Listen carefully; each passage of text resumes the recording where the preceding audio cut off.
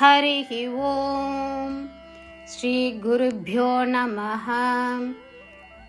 These shlokas are recorded by separating the stanza word by word for easy learning.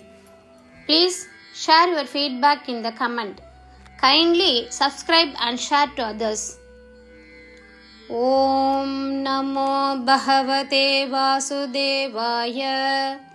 Om Namo Narayanaya. Shloka 7.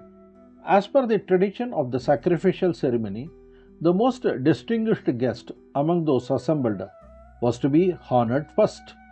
While Yudhishthira was thinking about who deserved this highest respect, he accepted Sahadeva's advice and performed this honor for you, the soul of the entire universe.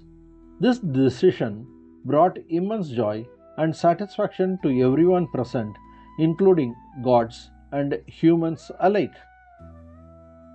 ஸ்லோகம் 7.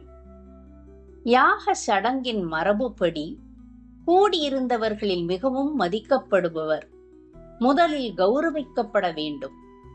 இந்த உயர்ந்த மரியாதைக்கு யார் தகுதியானவர் என்று யுதிஷ்டிரர் சிந்தித்துக் கொண்டிருந்த போது சகாதேவனின் ஆலோசனையை ஏற்று அகில உலகத்தின் ஆத்மாவான உமக்கு இந்த மரியாதையை செய்தார். இந்த முடிவு தேவர்கள் மற்றும் மனிதர்கள் உட்பட அங்கிருந்த அனைவருக்கும் அளவற்ற மகிழ்ச்சியையும் திருப்தியையும் അളിത്തது. ശ്ലോകം 7. യാഗചടങ്ങിന്റെ പാരമ്പര്യമനുസരിച്ച് ഒത്തുകൂടിയവരിൽ ഏറ്റവും വിശിഷ്ടാതിഥിയെ ആദ്യം ആദരിക്കണമെന്നായിരുന്നു. ആർക്കാണ് ഈ പരമോന്നത ബഹുമാനം അർഹിക്കുന്നതെന്ന് യുധിഷ്ഠിരൻ ചിന്തിച്ചുകൊണ്ടിരിക്കുമ്പോൾ സഹദേവന്റെ ഉപദേശം സ്വീകരിച്ച് മുഴുവൻ പ്രപഞ്ചത്തിന്റെയും ആത്മാവായ അങ്ങേക്കു വേണ്ടി ഈ ബഹുമതി അർപ്പിച്ചു. ദേവന്മാരും മനുഷ്യരും ഉൾപ്പെടെ അവിടെയുണ്ടായിരുന്ന എല്ലാവരും ഈ തീരുമാനം വളരെയധികം സന്തോഷവും സംതൃപ്തിയും നൽകി. ശ്രീമൻ നാരായണീയം ദശകം 85 ശ്ലോക 7. തതഃ സവന കർമ്മണി തതഃ സവന കർമ്മണി തതഃ സവന കർമ്മണി തതഃ സവന കർമ്മണി പ്രവർം അർഘ്യ പൂജാ വിധിം പ്രവർം അർഘ്യ പൂജാ വിധിം പ്രവരമർഘ്യ പൂജാ വിധിം പ്രവരമർഘ്യ പൂജാ വിധിം പ്രവരമർഘ്യ പൂജാ വിധിം തതഃ സവന കർമ്മണി പ്രവരമർഘ്യ പൂജാ വിധിം തതഃ സവന കർമ്മണി പ്രവരമർഘ്യ പൂജാ വിധിം തതഃ സവന കർമ്മണി പ്രവരമർഘ്യ പൂജാ വിധിം വിചാര്യ സഹദേവ വാക് അനുഗതഃ വിചാര്യ സഹദേവ വാക് അനുഗതഃ വിചാര്യ സഹദേവ വാഗ് അനുഗതഃ വിചാര്യ സഹദേവ വാഗ് അനുഗതഃ വിചാര്യ സഹദേവ വാഗ് അനുഗതഃ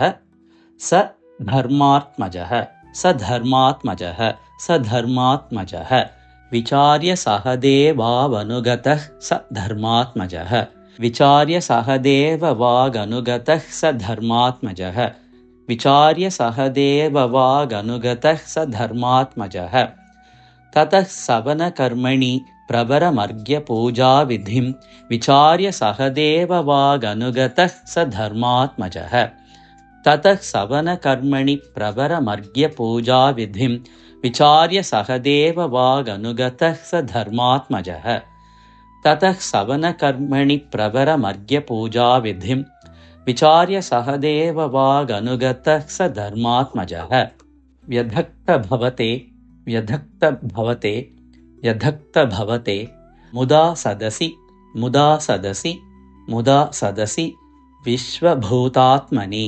വിശ്വഭൂതാത്മനി വിശ്വഭൂതാത്മനി വ്യധക്ത ഭവതേ മുദാ സദസി വിശ്വഭൂതാത്മനി വ്യധക്ത ഭവതേ മുദാ സദസി വിശ്വഭൂതാത്മനി വ്യധക്ത ഭവതേ മുദാ സദസി വിശ്വഭൂതാത്മനി തദാ സ സുരമാനുഷം തദാ സ സുരമാനുഷം തദാ സ സുരമാനുഷം ഭുവനം ഏവ തൃപ്തിം ദധൗ ഭുവനം ഏവ തൃപ്തിം ദധൗ ഭുവനമേവ തൃപ്തിം ദധൗ ഭുവനമേവ തൃപ്തിം ദധൗ भुवनमेव तृप्तिं दधौ व्यधक्तभवते मुदा सदसि विश्वभूतात्मनि तदा ससुरमानुषं भुवनमेव तृप्तिं दधौ व्यधक्तभवते मुदा सदसि विश्वभूतात्मनि तदा ससुरमानुषं भुवनमेव तृप्तिं दधौ व्यधक्तभवते मुदा सदसि विश्वभूतात्मनि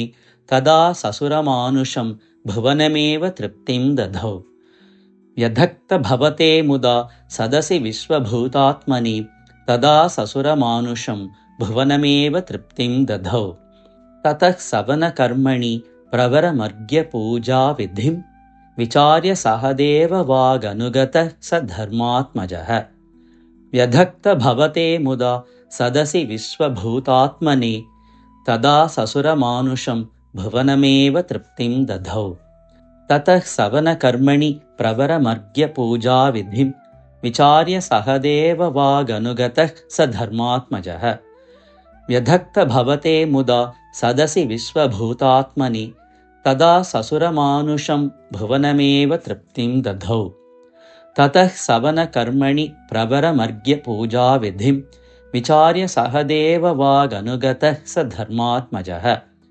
व्यधक्तभवते मुदा सदसि विश्वभूतात्मनि तदा ससुरमानुषं भुवनमेव तृप्तिं दधौ ततः सवनकर्मणि प्रवरमर्घ्यपूजाविधिं विचार्य सहदेववागनुगतः स धर्मात्मजः व्यधक्तभवते मुदा सदसि विश्वभूतात्मनि तदा ससुरमानुषं भुवनमेव तृप्तिं दधौ ततः सवनकर्मणि प्रवरमर्घ्यपूजाविधिं विचार्य सहदेववागनुगतः स धर्मात्मजः व्यधक्तभवते मुदा सदसि विश्वभूतात्मनि तदा ससुरमानुषं भुवनमेव तृप्तिं दधौ ततः